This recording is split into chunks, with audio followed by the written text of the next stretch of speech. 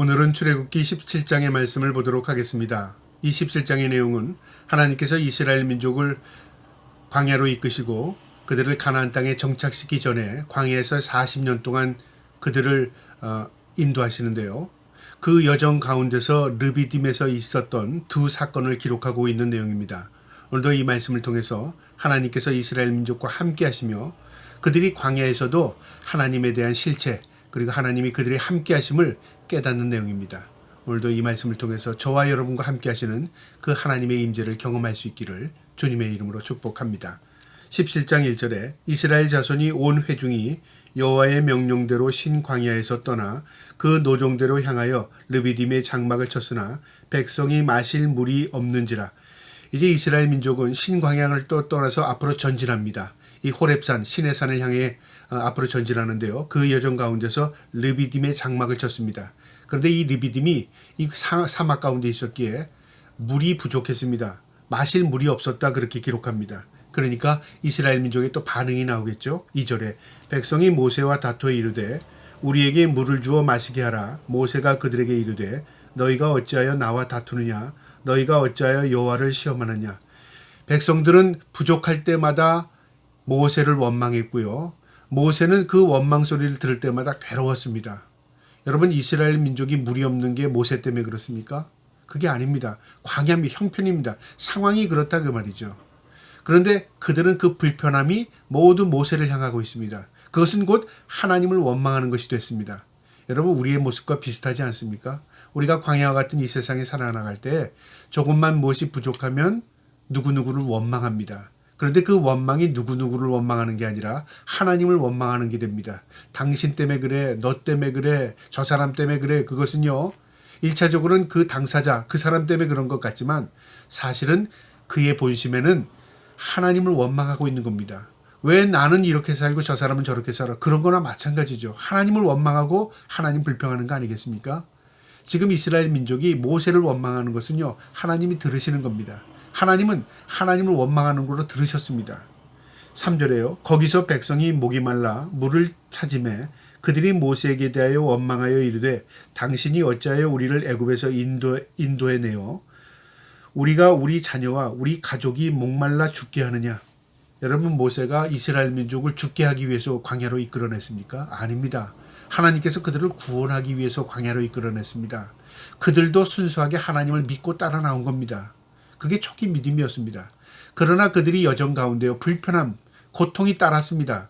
그때마다 하나님을 원망하게 되는 것이죠. 여러분, 우리가 믿음으로 산다고 해서 원망 불평 없이 산다. 그건 거짓말이죠. 그렇게 할 수도 없습니다. 그러나 그때마다 깨달아야 합니다. 내가 지금 누구를 원망하고 있지? 내가 지금 무슨 행동을 하고 있지? 깨달을 때 은혜를 회복할 수 있는 것입니다.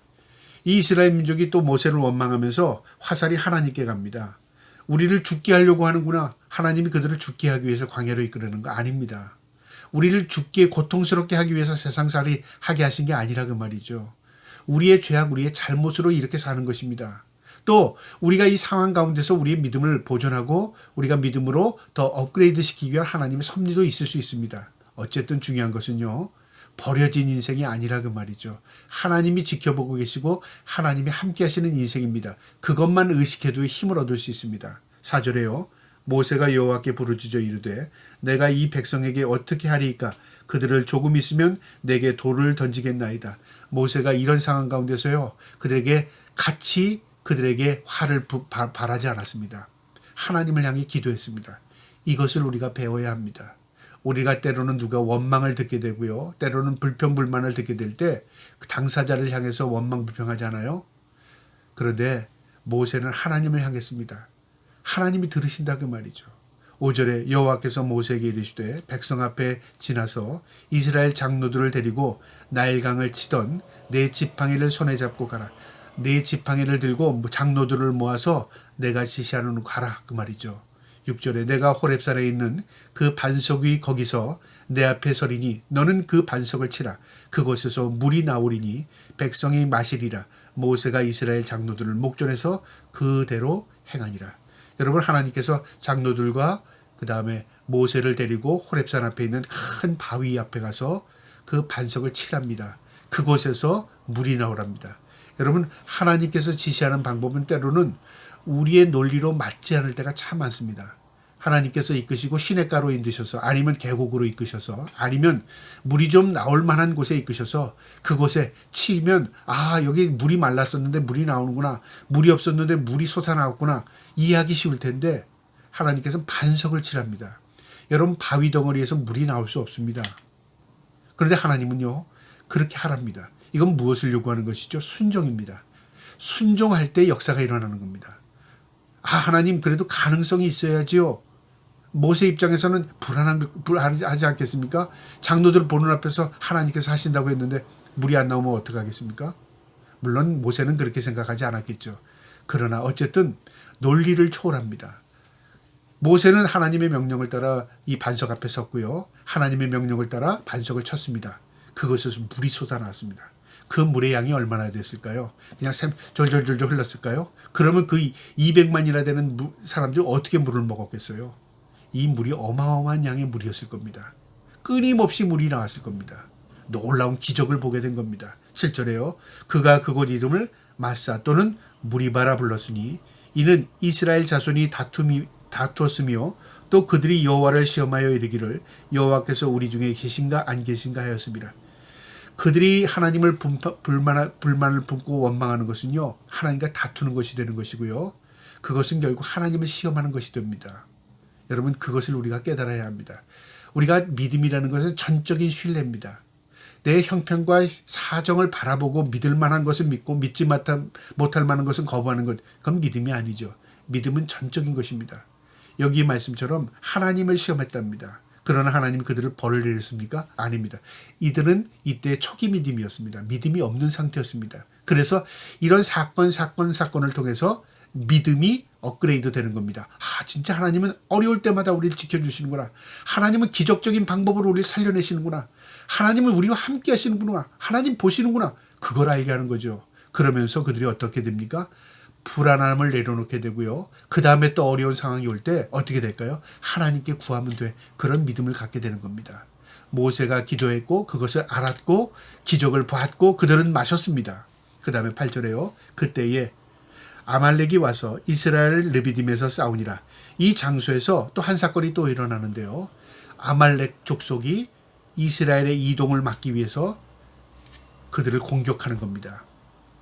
그래서 이스라엘을 생각지도 않은 전쟁에 또 휩쓰이게 되는 거죠. 모세가 여호수아에게 이르되 우리를 위하여 사람들을 택하여 나가서 아말렉과 싸우라. 내일 내가 하나님의 지팡이를 손에 잡고 산꼭대기에 서리라. 너는 백성들을 선별해서 전쟁에 나가 싸우라. 나는 산꼭대기에 올라가서 하나님께 기도하겠다 그 말이죠. 여기도 기도하죠. 물이 말랐을 때 백성들이 원망할 때도 모세는 기도했습니다. 하나님 의지했다 그 말이죠.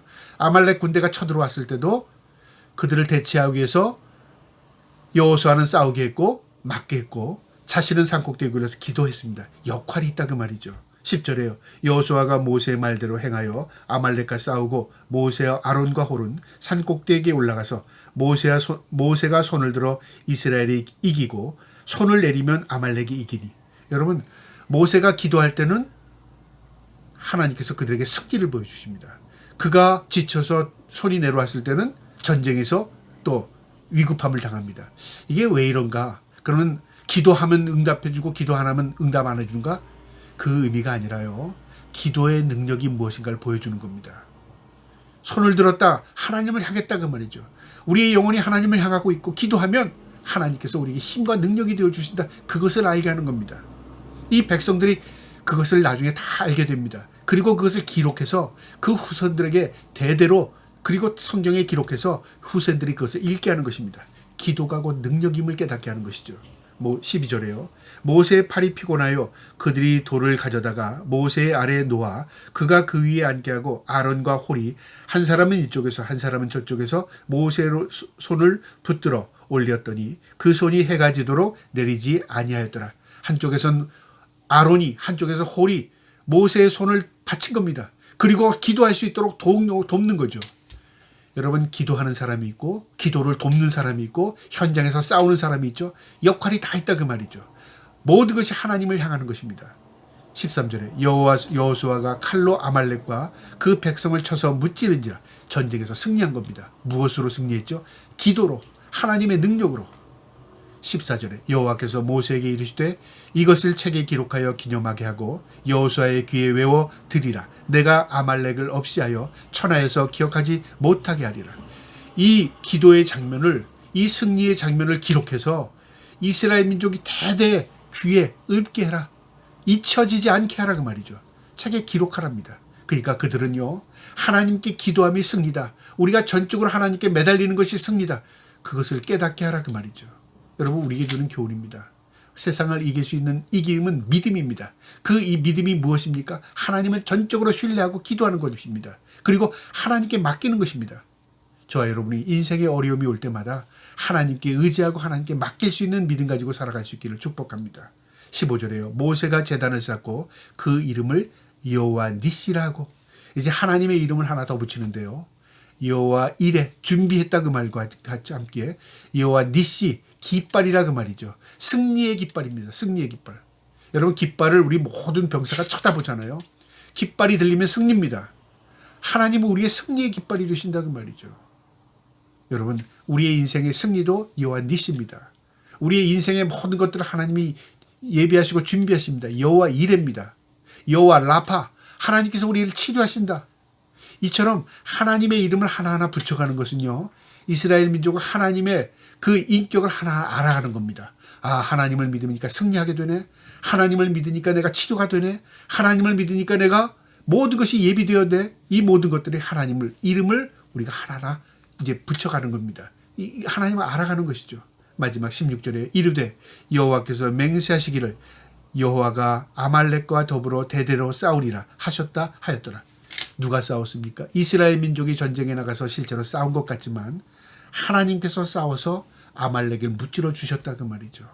여러분, 우리가 인생에 우리가 주인이 돼서 싸우는 게 아니라 우리는 그 현장에 있지만요, 우리를 통해서 하나님이 싸워서 승리하게 하시는 것입니다. 하나님께서 우리의 편이 되셔서 우리를 승리케 하시는 겁니다. 여호와 니시, 여러분 마음에 두시고 그 승리의 깃발, 우리 주님을 바라보며 살아갈 수 있기를 주님의 이름으로 축복합니다. 아멘.